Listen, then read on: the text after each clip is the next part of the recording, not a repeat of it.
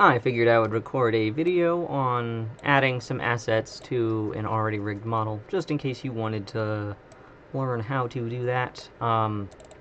So, I have taken this dress that the artist and user of this particular model has drawn for the model, and then I've just kind of, let me scoot this over, named some of the files, so it's, or each layer. So this is skirt belt, this is dress opie, technically it should be underscore R because this is the model's right side, and then dress opie underscore L for the left side.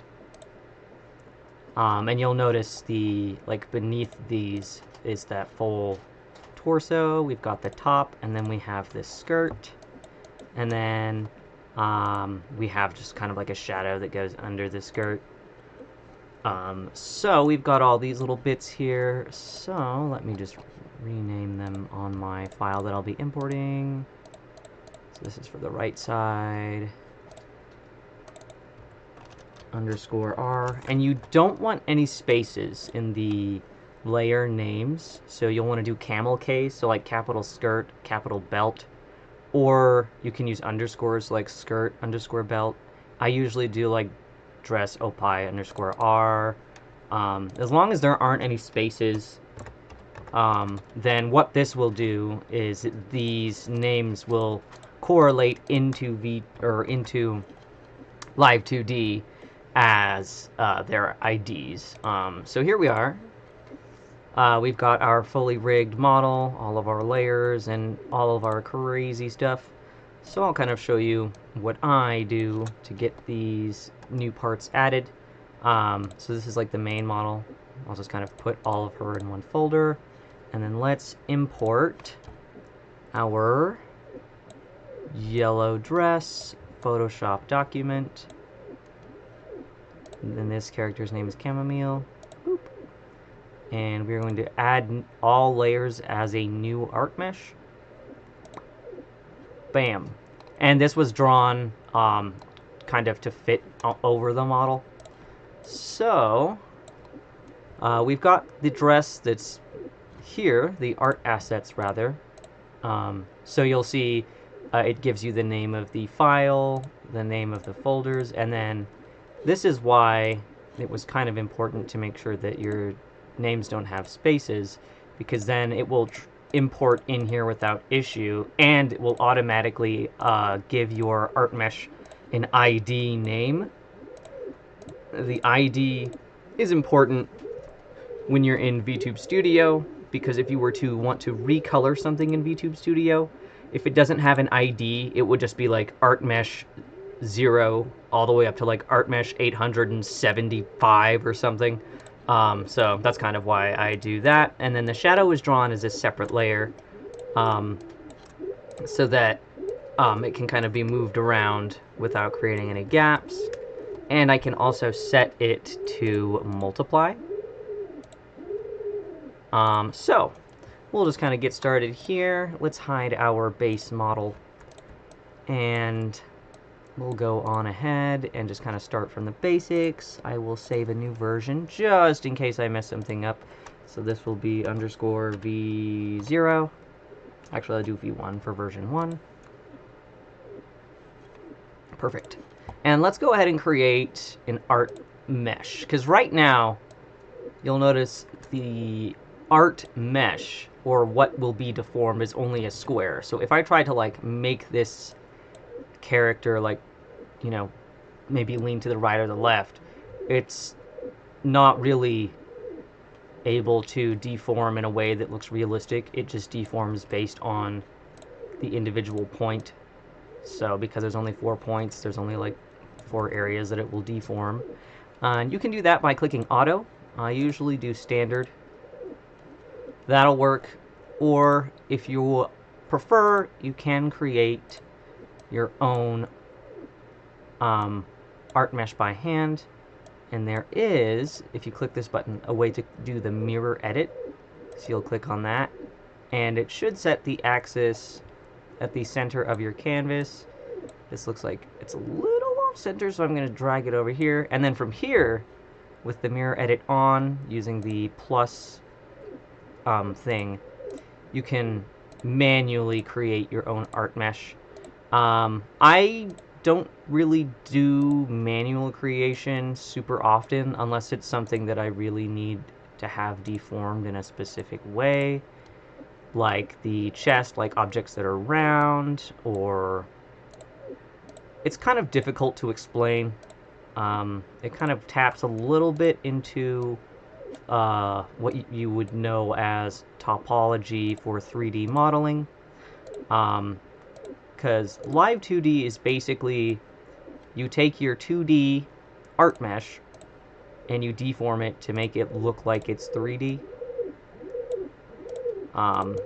So we're kind of just making polygons like you would on a 3D model, but it's just to manipulate a flat mesh. So we're kind of making like a flat PNG 3D model, to be honest.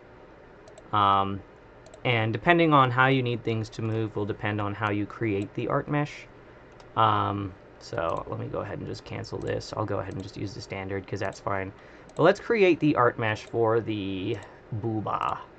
So like this, I mean, it's okay. Like, you know, it's fine. It's probably usable. But let me open our main model. Let's hide our dress, and let me check the art mesh that I used for her chest.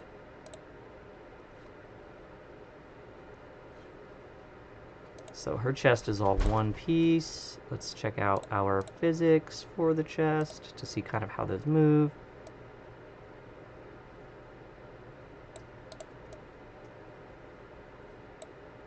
Yeah, so it looks like I was using, yeah, a deformer for physics. I'll go ahead and just create this art mesh manually. And I don't need to mirror it. Oops. Oh, I need to turn the visibility on. There we go.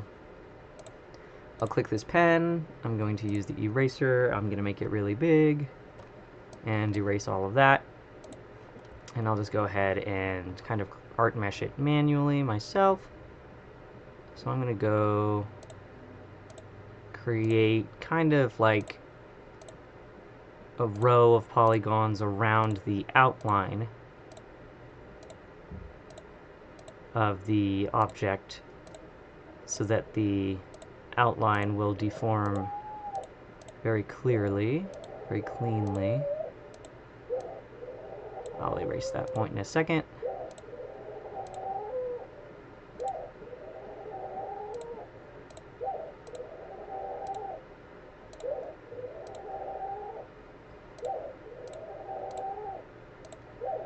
You don't want to make things too dense or unnecessarily dense because that can just add more data to the model. So I usually only like get into detailed art mesh for areas that are very specific or need certain types of animation. And for example, you can kind of see the highlight around here and then a shadow under here. If you want to be able to manipulate that shadow to add depth, you can then kind of create a row for the shadows here, and then maybe a similar thing for the highlight. And then I also try to kind of make it look 3D, that way as I deform it with the deformer, it'll hopefully kind of translate into movement that looks realistic. I mean, it's not necessarily a wrong or right way to do it. There are simply more efficient and less efficient ways, and it really just depends on your personal rigging style and kind of what you want, like how you want the model to be animated, how do you do your physics, all that good stuff. So now I'm going to use the brush, make it small, and I'm just going to erase this one point. And then now you can see all those blue lines that are kind of being auto-generated. So I don't have to manually add them all in. I'll go ahead and click Auto Connect. And then I can just kind of tidy things up as I want. This didn't really come out how I wanted.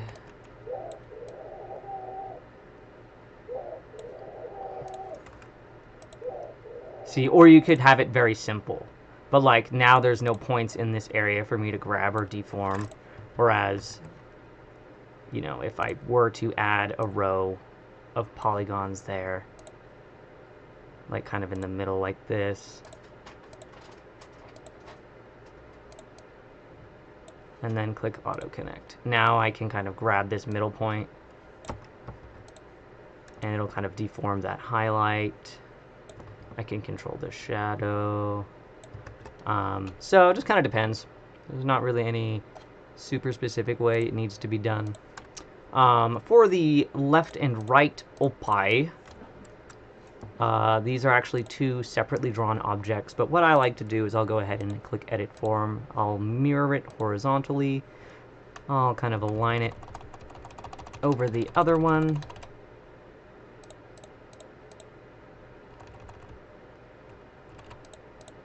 And then what I'll do is I'll go to the one that I already art meshed. I'll click on this pen. I'll use the selection tool to select all of my points. I will hit Control C or Edit Copy. And then I'll go ahead and leave the mesh edit. Go to my previous object, click the pen to edit the art mesh, and I'm going to erase the default square, and I'm going to hit Control V for paste. Oh, it mirrored it. Okay, cool. That's all right. I'll just kind of grab it, and I'll just gotta go across this way. That way I've got two art meshes that are near identical, so I don't have to redo that work. And then I'll just go to Modeling, Deformer, or Modeling, Edit Form, Reflect, and we're gonna reflect it horizontally to put it back where it belongs, over here. There we go. So now I have both of the booba. Let me nudge this one over here. And for the booba, I like to put both the left and the right into a folder, and I'll just name this dress underscore opie underscore parts. And then again, part ID. I'm not sure if this is very relevant in VTube Studio for like the casual using end user, but if you were, say, doing game development or you wanted to do custom scripts, having an ID that's recognizable versus part 7, so I usually try to just name things in a way that's like dress, opie, and then specify that this is a part or like a group of parts, and then I'll just click OK. Beautiful. So now those are in their own folder. We'll do the same for the belt. Auto, standard. That should be fine. And I'll also create an art mesh for each one of these. So this will be skirt belt underscore, I say Visi, or you could do transparency. And we're going to set this as a parent of the selected object. And we can edit these divisions in a minute. Yeah, I'll want more divisions, so I'll go to my inspector. Let's create some more divisions. We don't need a whole lot vertically, but I would like to have some for the horizontal width. Let's put this back on 2. Put that on there. That should be fine. And the reason that I create a deformer that I name, you know, this name of the art mesh underscore Visi, is I like to create toggles. So like to turn the shorts or the shirt on and off. So that way we can create a hotkey in VTube Studio so that the user can just press a button and then the outfit will switch. And I like to set the transparency to an art mesh or to this green box called a deformer rather than the art mesh, because I use the art mesh for layering. So like you can drag this number up and down and it changes the layer order. You can't do that with a deformer. So it's a little confusing, but I promise it'll make sense, at least if you rig in the method that I do. I've just kind of brute forced my way through VTube, or through Live2D, so I've just kind of created my own thing. So I'm going to go ahead and name this new parameter. This parameter is going to exist for turning the dress off and on, so I'm going to name it dress underscore on. I might even get really specific and name it yellow dress underscore on. I'll go ahead and set the minimum to 0 and then the maximum to 1. So now we have our parameter. You'll notice it does absolutely nothing. There are no keyframes rigged onto this. So what I usually do is I'll make sure I have my visibility deformer selected for the desired object. I create 3 keyframes. So there's 1 on 0, 1 on 0.5, and then 1 on 0.1. Some people will only do 2 keyframes, so there's 1 here and 1 there. And then on the one that's all the way to the... Since this is turning on, I want it to start off by default. So this is going to be the default position. I can go ahead and turn the opacity to 0.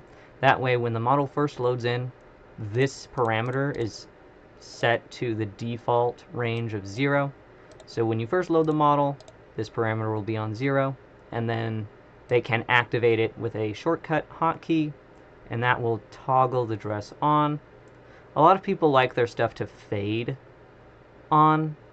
I personally just prefer them to kind of snap, so what I'll do is I'll create 3 keyforms. I'll make sure that it's on 0 on this one, 100 on this one, and then I'm going to click the keyframe editor, and I like to turn off snap to rounded number, and I like to try and put it right like 1 point after. So this is on 0.5, so I'm going to put it on 0.51. So now we have 4 keyframes. You just have to zoom in really close to see that there are 2. So then when the model loads up, the default position is 0. And then 0.5, I'm still going to set it the visibility of this art mesh to 0, or this deformer rather. Click tab. That way, now let's say we activate this keyframe, this parameter little bubble, when they press whatever key it is, it's going to move like this across the parameters, and then it's going to go like, oh, there's no thing, and then boop, it's on. Pop, off, on, off, on. So there's only 1 frame of difference, so it's not fading on and off. And I'll do the same for these other parts. So we have like the top. I'm actually going to name this dress top, because top is too generic. I'll name this yellow skirt. Whoops. And then skirt shadow is fine. So let's do the same thing. So here's my art mesh of the dress top. I don't really rig or animate the art mesh for most models. So I create a deformer, and I like to name it based on like the object. So I'm going to name this dress top, and then underscore what I plan to do with that deformer. So for this one, it's going to be visi for visibility. So this deformer's function will be to do the same that this skirt belt visi does, which is to turn it off and on. So we'll do the same thing. We'll select our dress top visi deformer. I'll add some divisions.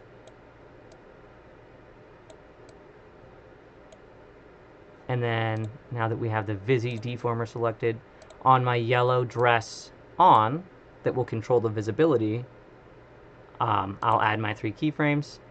I can click to add one on 0.1. I'll set the default opacity of this deformer to 0. 0. So now both of those parts are snapping on at the same time. And then I'll also do the same for the opi parts. I'll create a deformer that contains So this is dress opie visi for visibility. Create. Let's add some divisions. Whoops, whoops. There we go. Opie visi. We'll go to our yellow dress on. I'll add my keyframes. I'll add my fourth keyframe. And then I'll set the first two keyframes to 0 visibility, 0 visibility. That way the model is going to load in her default outfit. And we'll do the same thing for the skirt. So this is going to be yellow skirt underscore visi. If you're using the free version of VTube, or mother flippin' Live2D, creating a deformer with only one function could kind of fill up your number of deformers. But if you're making models that are pretty complex, you're probably at the point where you would be beyond the free version, because I think you can have up to 30 deformers in the free version, and then only a certain number of parameters. This is easily exceeds the free version, so yeah, if you're making models and you're getting really detailed rigging, you're probably not using the free version. Anyways, yellow skirt visi, do the same thing on this parameter. We're going to add our 3 keyframes. I'll add my fourth, set the default opacity to 0, 0, and I can also drag this skirt shadow. Since it's kind of the same, I'll just drag it to make it a child to attach it to this deformer. There we go. And then you can see here in the deformer hierarchy, this shows you kind of all of the hierarchy. So like, you know, who's the parent of what. So this deformer has no, you know, higher parent. So it's just its own thing. And then these are the children objects of it that this can control. So it kind of works like a chain. So for my models, body Z tends to be the main parent because it kind of affects everything. I use body Z for this movement. So you'll notice the shoulders rotate, the neck and the head rotate, and and even the hips kind of move a little bit. And then the child of that will handle like torso X movement. So like kind of turning the body to the left, to the right, torso Y is up and down. And then similar things, if you're going to add hip physics, I've got a separate deformer that just controls hip physics. I basically create a deformer that only has 1 or 2 functions. So this one has the one function of lean. The hip sway has 2 functions, which is the x-axis horizontal and the y-axis vertical, and then they kind of work together in tandem. But that's more advanced into physics, which I'm not really going to be getting into for this one yet. Anyways, back to our dress. Let's see here. Shorts off, shirt. Oh, see, her outfit is set to just fade off, but I'm gonna go ahead and select that keyframe.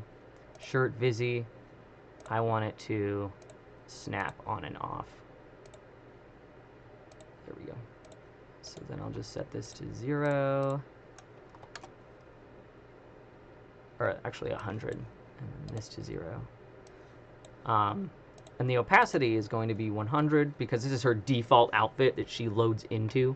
So the default keyframe is 0. So on keyframe 0, the opacity of this piece will be set to 100. And let's do the same for the shoes. Select, I'll add 3 keyframes, I'll add my extra. Make sure these are all set to 100, and then here I'll set this to 0. That way they'll kind of snap. So that in VTube Studio, what will happen is I'll create a hotkey that uses these three parameters, and they will all turn on at the same time. So the dress will snap on at the same time that the shorts will snap off and the shirt will snap off. It'll make sense once we get to VTube Studio. There's a bunch of different ways you can set this up. I just do my stuff this way because this is what makes sense to me. So we've got our outfit toggles. Now what we need to do is we need to actually, you know, make the dress so that when this model moves around, you know, it actually is tracked with the model. So you'll see all of my tracking functions for the model here. Body X, Y, and Z are technically in use, but these are tracked functions, and then they trigger the augmented physics, which then result in like these types of movements. So these are all physics based, but they're triggered by these. These are tracked by your webcam. Again, it's a little bit more advanced of a technique. You'll probably want to watch a YouTube tutorial that's about physics. Anyways, as you'll notice, our model moves around, but the dress does not follow her. So, all we need to do is grab our dress parts, and we just need to kind of make them fit into the associated and relevant, you know, deformers. So, like, again, parent deformer, body Z, this is like the mother bone. This is the main thing. So we at least need our dress to be a child of this object.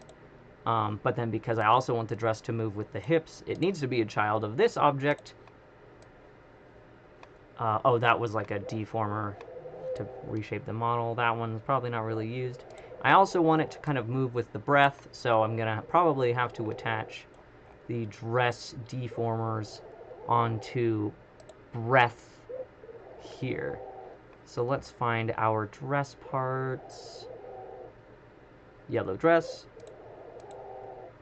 I want to find my body parts, and I'm looking for breath. So I'm going to grab the skirt, belt, visibility, dress top, and yellow skirt, visibility, deformers, and I'm going to drag them onto breath.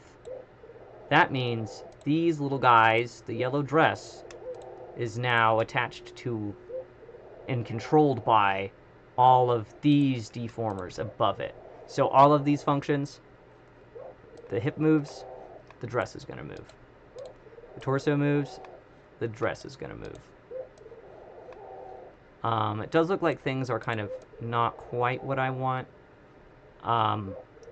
Oh, it's because I didn't art mesh the skirt yet. The skirt's still a square. But yeah, so we've kind of got everything parented now and attached, but let's go ahead and refine the skirt itself so we can actually have it both move with the body and then also create physics for the skirt that reacts to that body movement. So we'll go to our art mesh editing. I'll get my eraser. I'm going to erase all of this. This is somewhat symmetrical, so I'll go ahead and click my plus add mesh button, and I'm going to turn on the mirror function. Where is it? Where did the mirror function go? I had it earlier.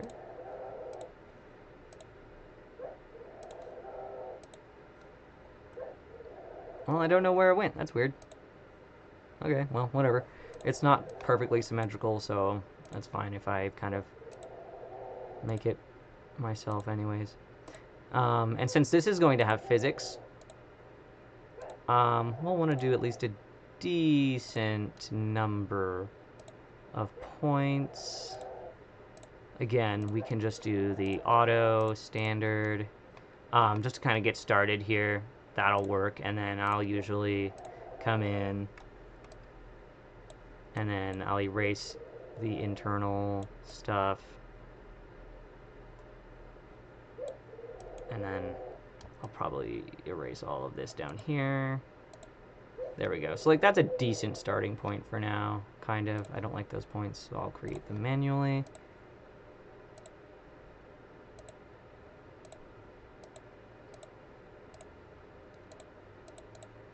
There we go. And for things like this, I kind of like to treat them like they're a ribbon in a way. So I like to try and create at least one row of points that kind of go down the middle of that, I guess, strand or fold, to kind of like define the main features of this piece. Kind of like this. That way I can really control the ploof of it if I want to. I don't get too insanely detailed just because the average viewer may never actually get to zoom in and see all of the subtle detail of, you know, the way that the dress is animated. Most viewers just really like things that are bouncy and flowy. So I don't usually go too crazy. There are some beautiful, beautifully rigged skirts and dresses that do the whole thing where like you can actually make it look like it's spinning around. I haven't done that just because I don't have the time, and I don't charge the amount of money that the folks that can do that detailed level of rigging can charge. My goal is more of like a, not necessarily budget, but you know, you don't need to pay me like $4,000 or $10,000 for a model, because there's already folks like Iron Vertex out there that have so much more advanced techniques than I use. They know how to do it. Their model turnaround time is, I think, a couple months, sometimes a year, depending on the complexity. But they charge that much because their work is that detailed. I don't quite have the patience to be that detailed for my rigs, mostly because I don't have a huge following. So unless you're like a super huge popular VTuber, the average viewer does not typically have a super detailed eye in terms of art or physics. Not that they don't appreciate it, but again, if you're like VTubing, most of the time the model's only going to be viewed from like the waist up. So I'll put the physics in, but I'm not going to like go as insane, because my goal is to help, you know, newer VTubers, folks that don't have as big a huge budget. You don't need to have, you know, like a AAA title level model to stream.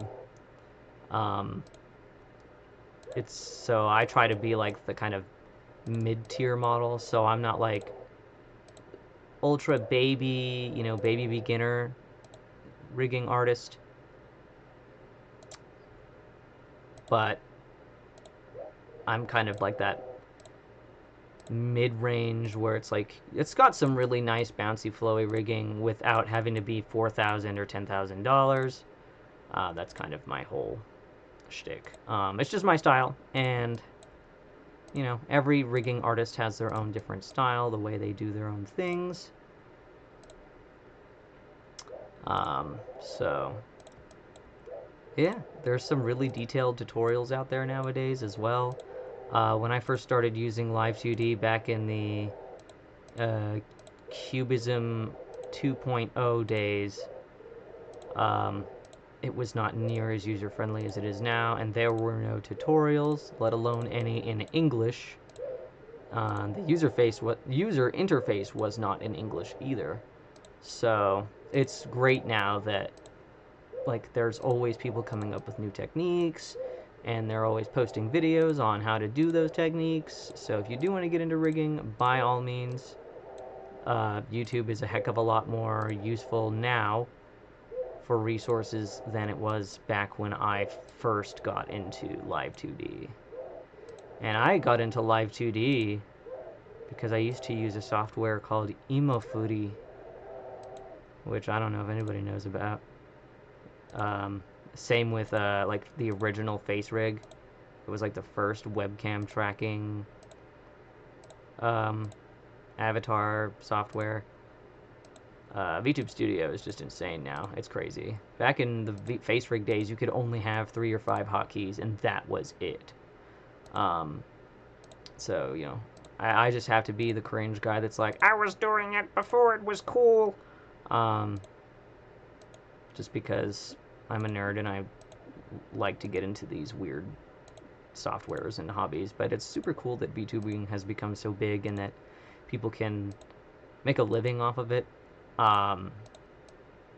It's really cool. So, but again, you know, do it because it's fun. Do what you enjoy. Monetizing your hobbies can sometimes just burn you out of them. But I like rigging because I can kind of turn my brain off and just kind of do it on autopilot because I've made so many models. But with each model, you're always going to learn a new technique. And there are plenty of people that are willing to share those tutorials.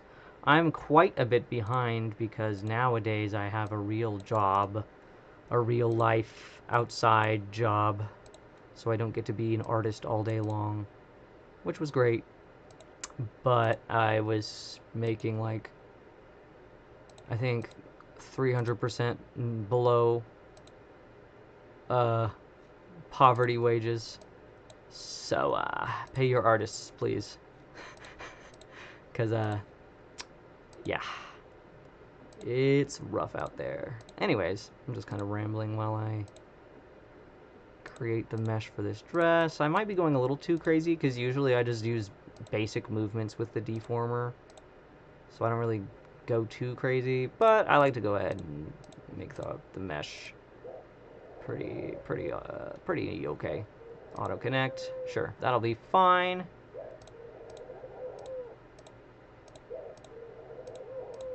I don't know why it didn't create any in the middle of this, but that's okay. I'll just create them by hand.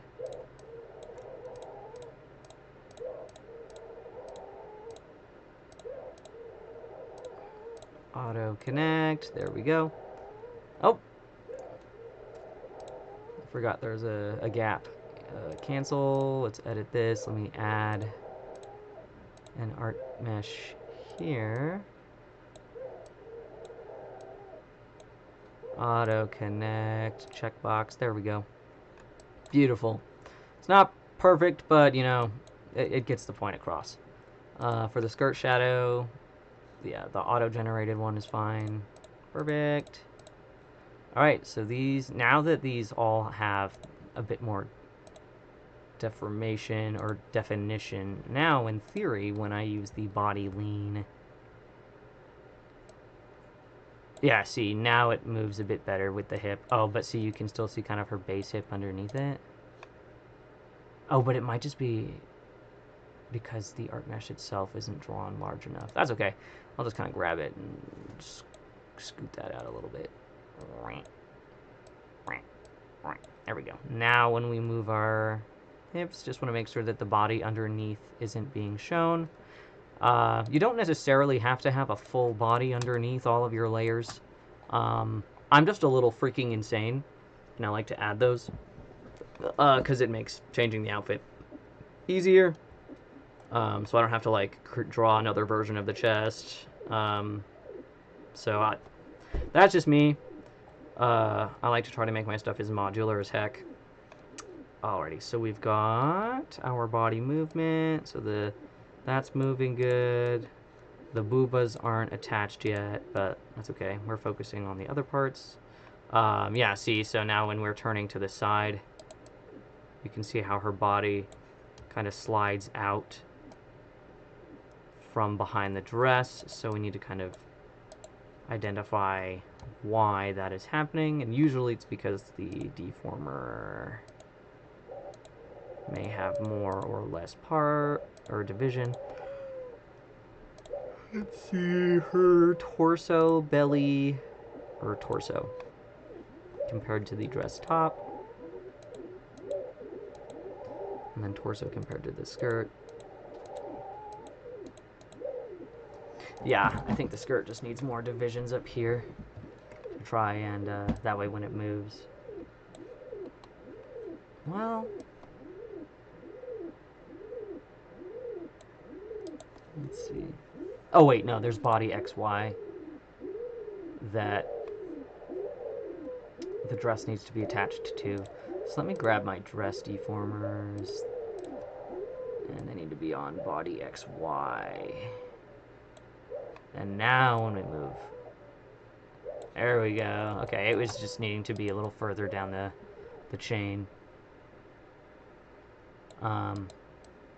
And I'll rig the boobs as a separate from the body, just to kind of really have that individual control and dimensionality of the booba. So let me grab the opi parts. I'm gonna drag this opi visi, and I'm gonna go down until I see my other booba parts, because here's the shirt breast visi. So here's the breast physics. I'm gonna attach my dress opi, like this parent object is going to be a child of this deformer, and this deformer controls the physics. So that way, it kind of automatically animates what I already have with the default booba and the shirt beneath it. That kind of helps keep it consistent. And then, so that's kind of how I create things. I like to create separate, visibility toggles for different things, so that I have one for the shirt, one for the new dress, one for the base, and then I'll create the physics that kind of are the parent of all of the visible, like, deformers. And then, so then this is just like the physics, but then the physics are the child of, like, breast XY, which is like the body position. So like when we turn to the left or the right, that way you can kind of really create the illusion of, depth, definition, three-dimensionality with the booba separately from just the torso. And then you can kind of see it doing a similar thing with the belt. So I always kind of break it down into body movement X, body movement Y, and then a child deformer that's physics X, physics Y, maybe some extra physics for like Z or squish. And because the physics were already set up, these are already rigged, it's already parented, it's already set up in my physics system here. So like the default model has her booba physics. So then now, if I were to turn the shirt off, turn the shorts off, and then turn the dress on, see the boobs still have their physics. Because it's just very similar to the original art mesh. The only main difference is that I just need to be able to control its visibility individually from the original, like, default shirt. And that's why I like to draw the breast parts separately, because you just get more dimensionality. Hopefully this makes sense. We'll find out. So we've got our dress, and the dress has the boob physics, but, her default outfit, is just some shorts. So we don't have any sort of skirt. We don't have any physics created for a dress. So that'll be something that I have to create for this dress here. So we'll turn our dress on. Yeah, because see, it's just stuck and boring and not swaying and bouncy and fun. So let's add that. So we'll go ahead and grab my skirt down here. Just check my divisions on this. Perfect. So again, this one is just controlling the visibility of this skirt. So I'm going to create a parent. So I'm going to select the visibility deformer. I'm going to create a parent deformer, and this is going to be yellow skirt physics And I like to specify X, Y. Or you can do like X and then do like 2 levels of X physics and then a separate deformer for Y. Or, I mean, I was kind of, the way I do physics with like the X and the Y was very different. Nowadays we have blend shapes, so you don't necessarily have to do things in the way that I'm used to doing, because I rigged prior to blend shapes being a thing, so you kind of had to rig things in that way, at least for me. I don't tout myself as being the most advanced in terms of detailed physics, but I'd like to say I'm a little above average than the average new rigging artist. Anyways, we're going to create a parameter so that we can kind of control the physics. So we're going to do skirt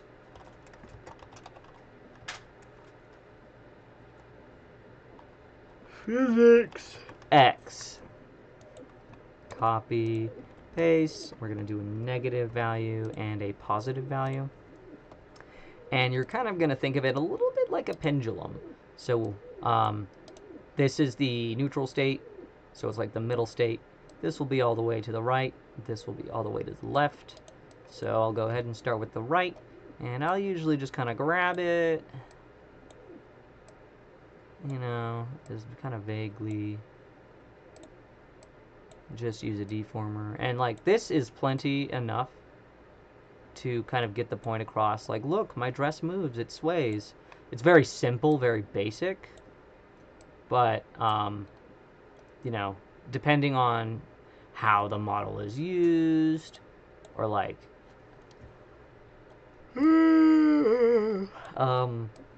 like, are we going to be seeing the skirt very often? If we are, we'll want to put way more detail into the physics. But if we're primarily just kind of from the waist up, positioned in the bottom corner while we're streaming, I don't really need to spend several hours rigging a skirt that's not really going to be seen very much.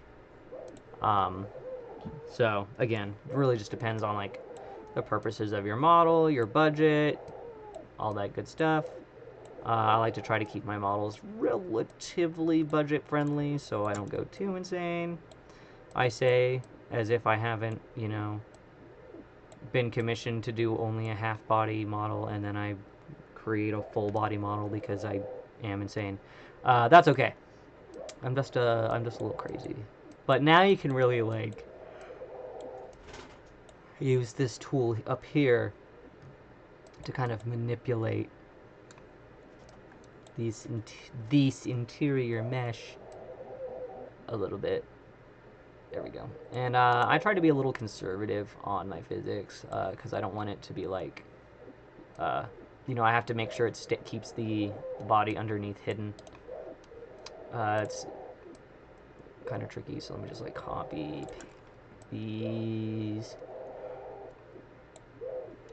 So I can hit Control-Shift-C, and what that does is it copy-pastes my current selected points at this current keyframe. And then I can go over here, and I can then hit Control-Shift-V to paste it, and it's kind of just stuck those points in the exact same position. And that can be helpful for like areas that you need to stay still, like this. Glue could also probably help, but admittedly I am not very good with using the glue feature.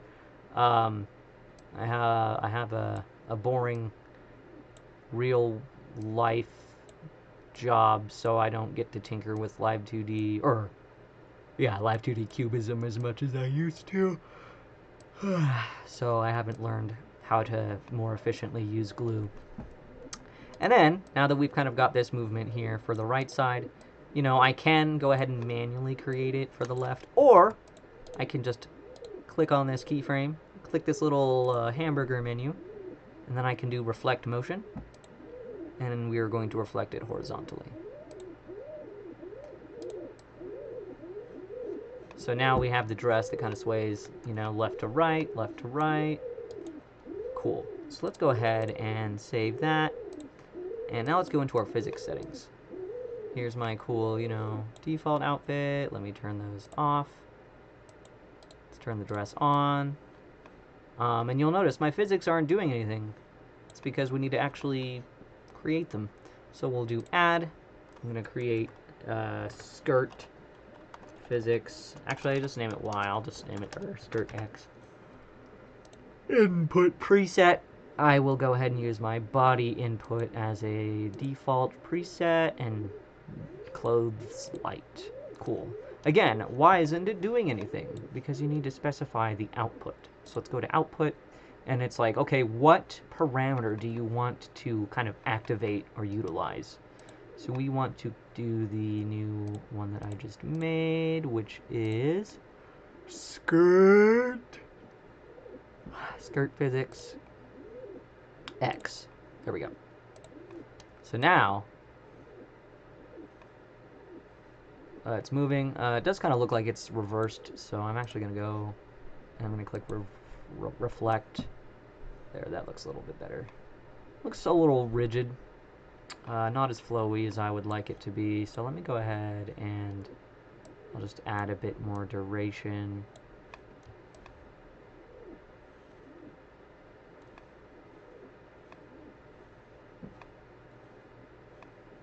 That's okay.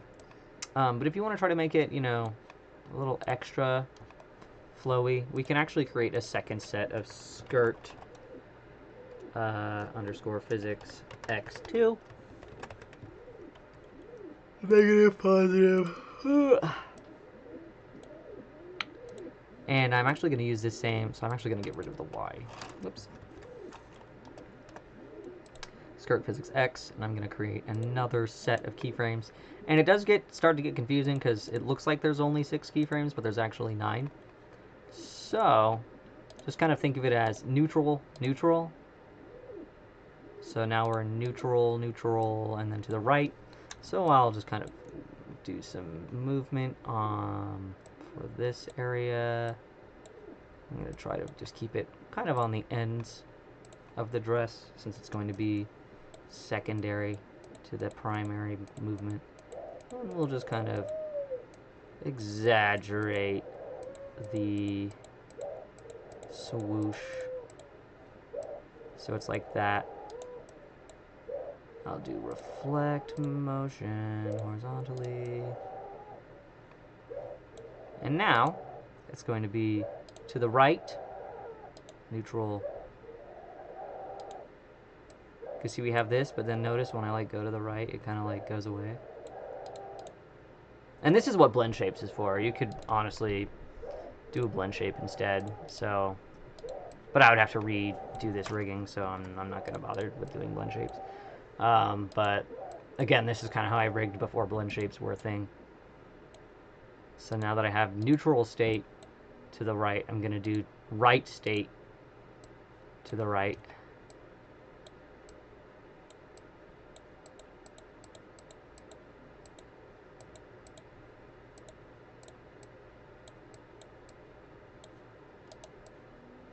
So then now you'll see this is what it was before, but now it'll have this second layer that kind of moves. So we've done it right, neutral, and then I'm going to do it to the left. And that'll kind of create like a pendulum effect where we've got, the first movement and then the secondary movement on the ends. So kind of like a chain, how the lower the link on the swing, the later it reacts like a tail. There we go. Let's do the same for this position, neutral, so we'll do to the right.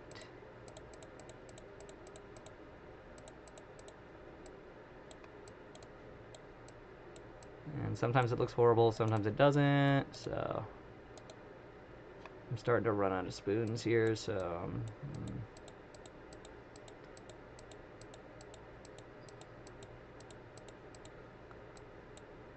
yoink.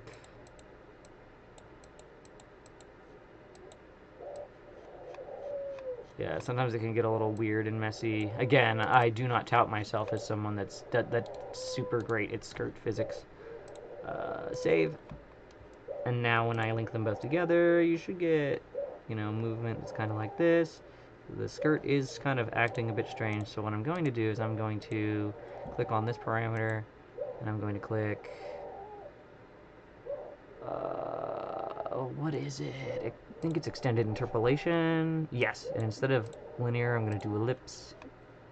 That just kind of helps. Maybe, we'll find out. Let me set this for ellipse as well. Extended interpolation, ellipse.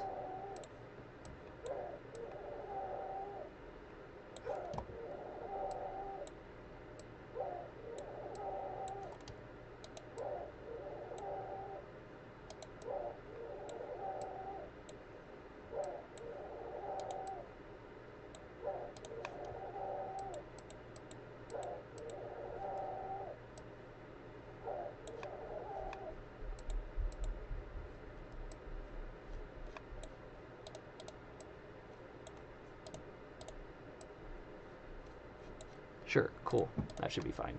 So now I'll click save.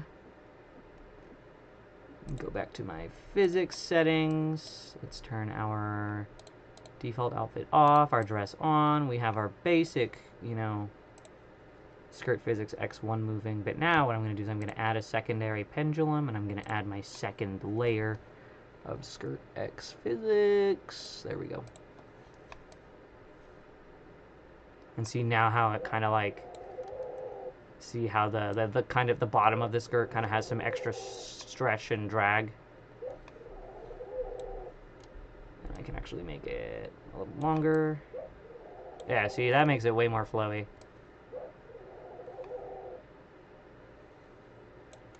You can add more shaking if you want to really make it all like wiggly, but I like to kind of keep it at 98 or less, but that's just me.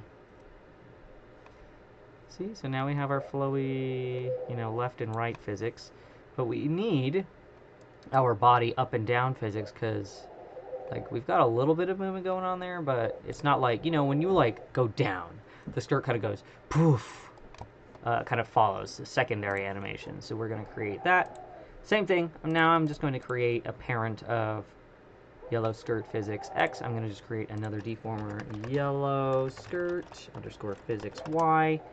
And this will be specifically for the vertical movement. So we'll do skirt underscore physics Y. I don't usually need to do 2 layers of Y physics. You can if you want it extra bouncy. Again, probably using blend shapes. Let me just preemptively just set this up as a blend shape. Sometimes blend shapes get weird though, so, but that's okay. So neutral state. I don't want any action, no change. This is just the dress's default state. And then vertical up movement. I want the ends of the dress to kind of like, you know, curl up. So like, you know, let's say we're sinking down, you know. So then the fabric is kind of being lifted up by the movement of it, the breeze, the wind, the whoosh. And I like to try and kind of stretch it out. That way it kind of billows out rather than just like only squishes. I want it to kind of billow out.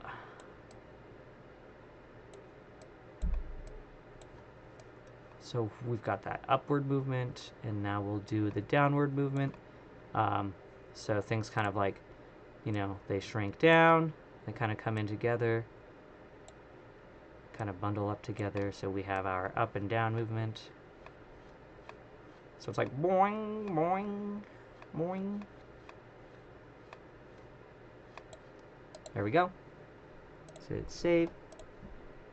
And now we'll go open our physics settings. We'll create skirt Y.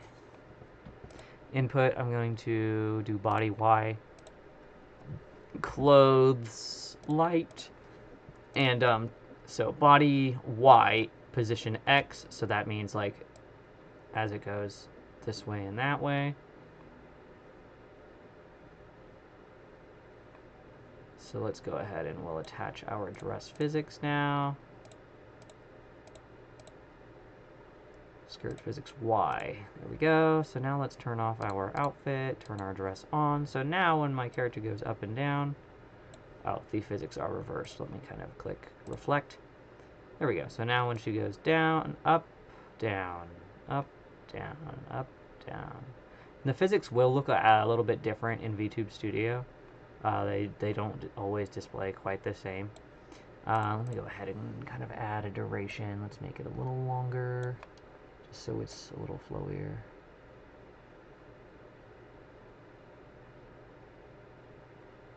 Let me reduce. Well, let me increase reaction time. Let's see what that does. Oh, terrible. We don't want that. Let me lower reaction time. Oh yeah, see, that makes it like slower to react, so it's more floaty. That would probably be good for like a meshy fabric. Let me go ahead and set it to 0.5.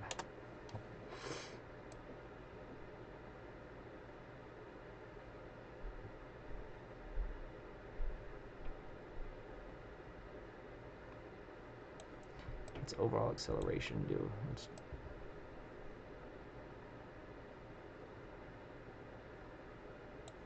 I want a little bit of extra wiggle. Literally, I just kind of change these at random. Like, I know there's other people that are good with numbers that understand exactly how it all functions. I just tinker with it until I think it looks fun. Like, I'm like, okay, cool, that's good.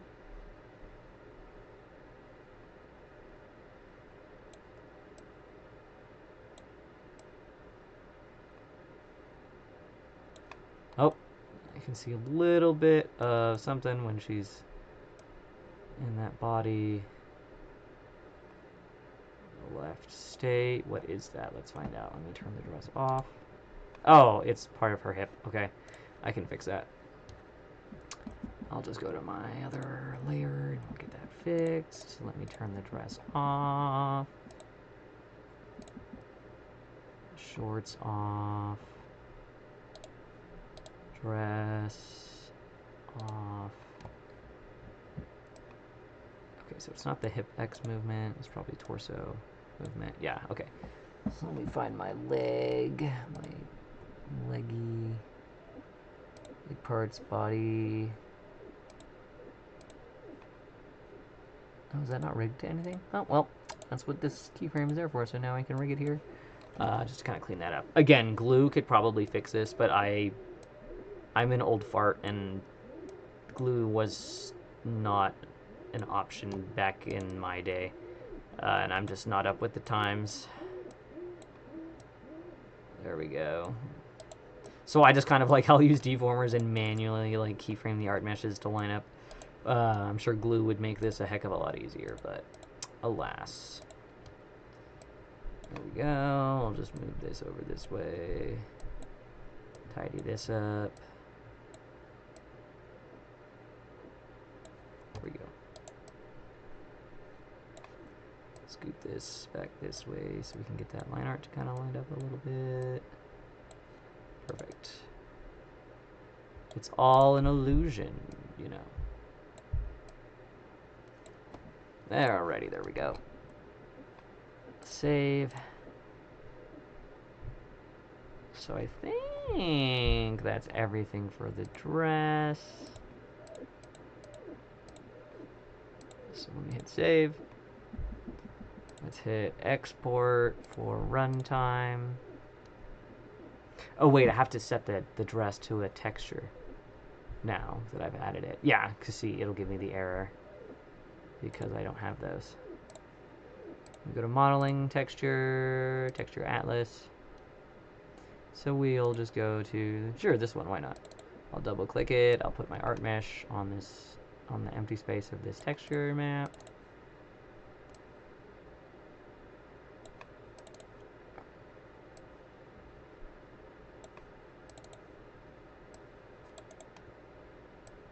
I'm so sleepy all of a sudden. But it's too early to take a nap. It's only almost 4 p.m. Why am I sleepy? If I take a nap now, I will sleep too much. Skirt shadow. I'll just kind of drag it down there. There we go.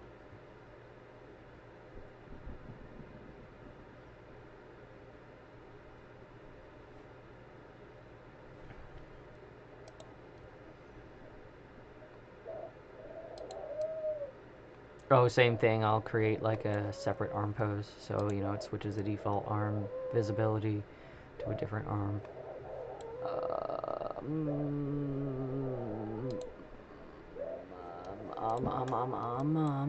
Oh, right, and then I need to clip this to the legs, so let me grab my leg art mesh, both of them, these two. So with them both selected, I'm just going to hit Control C. What that will do is it's going to actually copy paste the leg ID, which I should actually probably go ahead and name since I'm in here. So let me go ahead and name that _L. And I'll probably name this one too, _L.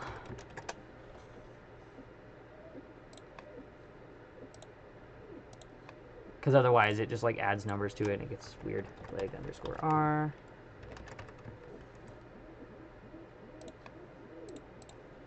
And leg _R. Again, I don't know if most people even... I don't know. Anytime somebody sent me a model to adjust that's been rigged by someone else, like, they don't name anything, and I'm just like, I would literally lose my mind, because I need all of my stuff named. Otherwise, when I open it again in, like, a year, I'm not going to know what any of it meant. _R.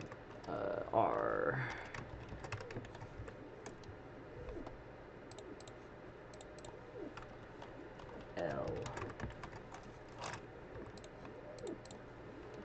L. L. There we go. Save. And now, let me grab my leg _R.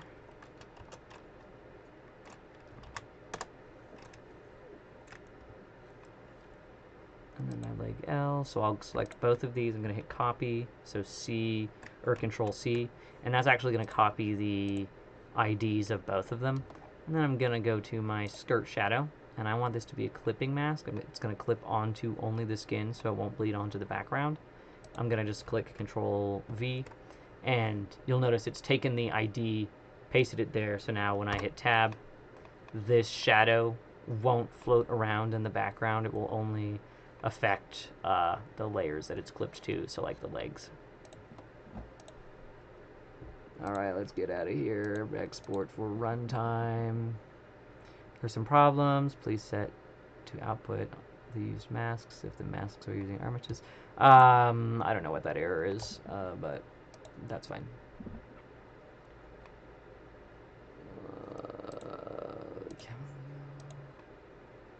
Let me create another folder for her, so this will be chamomile _v1. Open, save.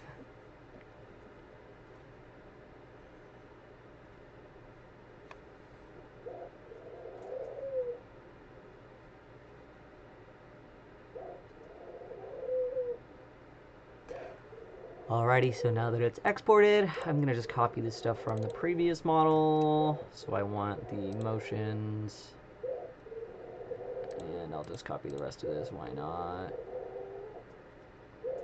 Well, I'll copy the motions, and the icon. Copy, I'll paste it into the updated version. And then we'll open VTube Studio.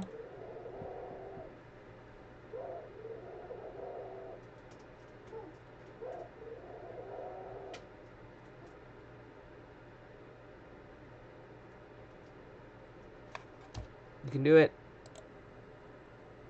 Alrighty, now that VTube Studio is open, it should show that I have two chamomile models. So this is the original, this is the new one I just updated. I'm going to copy or click on that one. It's going to ask if I can copy setup from another model. I'll copy it from the previous one.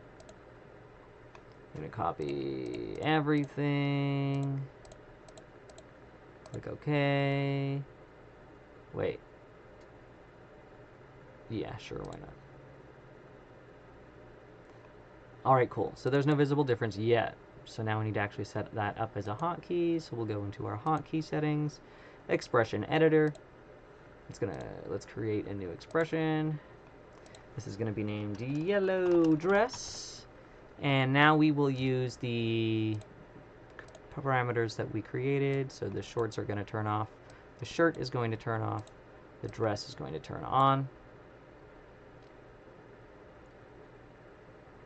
And wham bam, berries and jam. We've got our dress. Oh Lord. So I'll click save. We'll close that. And let's add a new keyframe. So this will be yellow dress. I'm going to set it to, let's see, it looks like I've got keys set to F1 through F12. So I'll do Control +1. You don't have to write them in there. I do because otherwise I'll forget. Hotkey action, we want to set an expression. The expression we want to set is the yellow dress that we just created. I'm going to click record and we're going to hit Control 1. Done. Oh wait, the Beppis is on there. Okay, let me do Control 2. Okay, fine. Control 3. Done.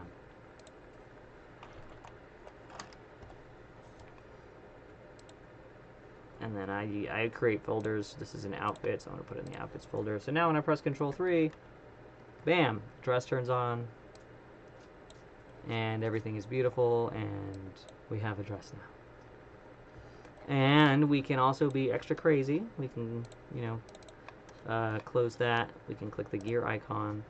We can click model settings. We can do customize model. We can do customize multiply screen for art meshes.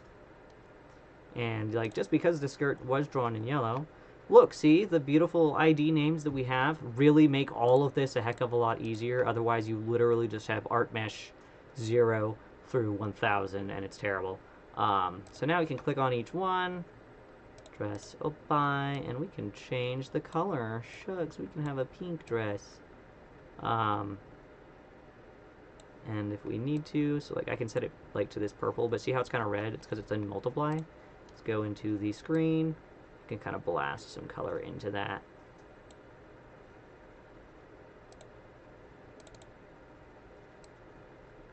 There we go, see? So now you can have like a pink dress.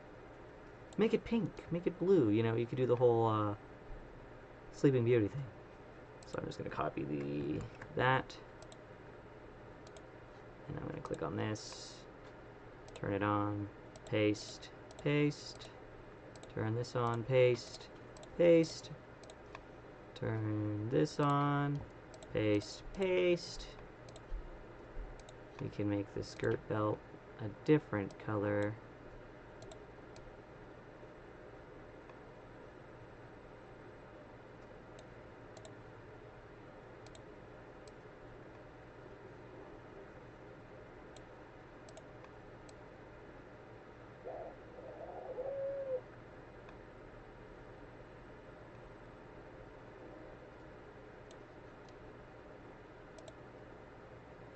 Look, we can even change the color of the shadow if you want.